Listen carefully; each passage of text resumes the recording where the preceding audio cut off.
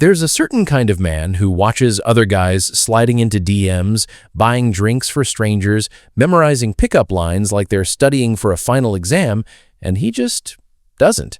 He's not shy, he's not broken, he's not secretly terrified of rejection, hiding behind a wall of indifference. He simply looks at the entire chase and thinks, "No thanks," the same way you'd decline a timeshare presentation. And here's the twist that nobody talks about. Those men aren't losing. In a strange, almost annoying way, they're usually the ones women can't stop thinking about. So today, we're getting into the actual psychology of why some men refuse to chase, what's happening in their heads, and why it works even when it looks like it shouldn't.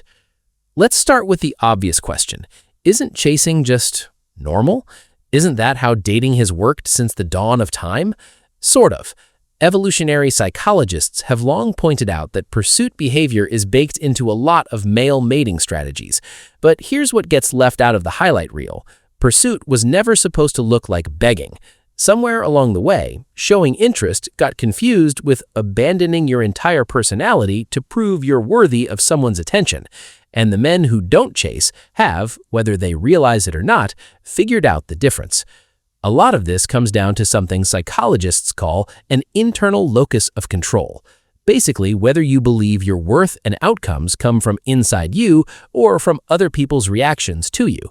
Men who chase relentlessly, who reorganize their schedule, their hobbies, their entire vibe around one woman's approval, are often operating from an external locus. Their sense of okayness is being rented out to someone else, and she hasn't even agreed to be the landlord. Men who don't chase tend to have that internal locus dialed in. Their value isn't up for a vote. It's just there, annoyingly stable, like a guy who brought his own snacks to the party. There's also an attachment theory angle here, and this is where it gets interesting. Psychologist John Bowlby's original research on attachment, later expanded by people like Amir Levine and Rachel Heller in their work on adult relationship patterns, shows that people generally fall into secure, anxious, or avoidant styles. Chasing hard, constantly texting, over-explaining, showing up uninvited with grand gestures, that's often anxious attachment in a trench coat pretending to be confidence. The man who doesn't chase isn't necessarily more evolved spiritually. He might just have a secure or even avoidant style that makes distance feel comfortable instead of threatening. He's not performing calm. He genuinely doesn't spiral when someone doesn't text back in 4 minutes.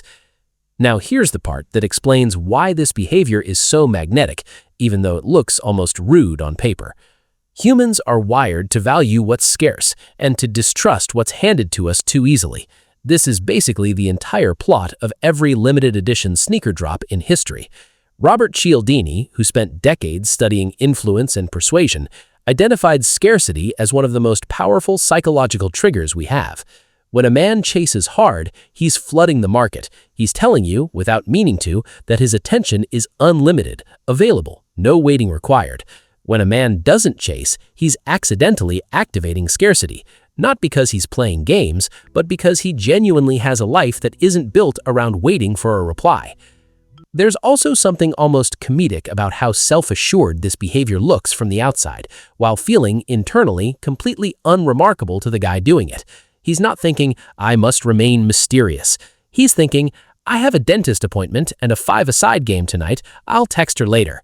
Researchers who study self-esteem, including Jennifer Crocker's work on contingent self-worth, have shown that people who tie their self-esteem to external validation, like whether a crush replies fast, tend to experience more anxiety and, ironically, come across as less desirable because that neediness leaks into everything they do.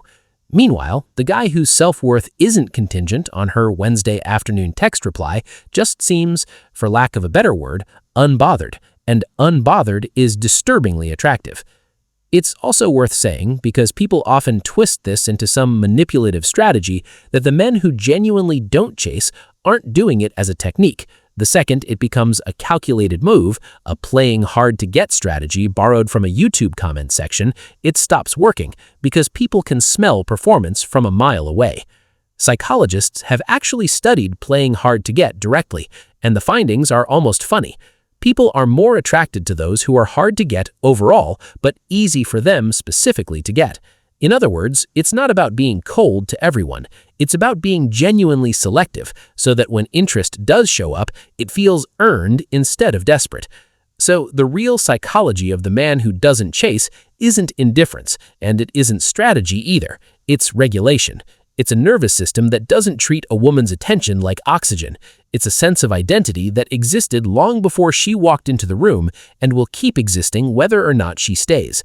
And maybe that's the least romantic, most practical truth in all of this. The guys who aren't chasing you were never trying to win you in the first place. They were just busy living a life you eventually wanted to be part of.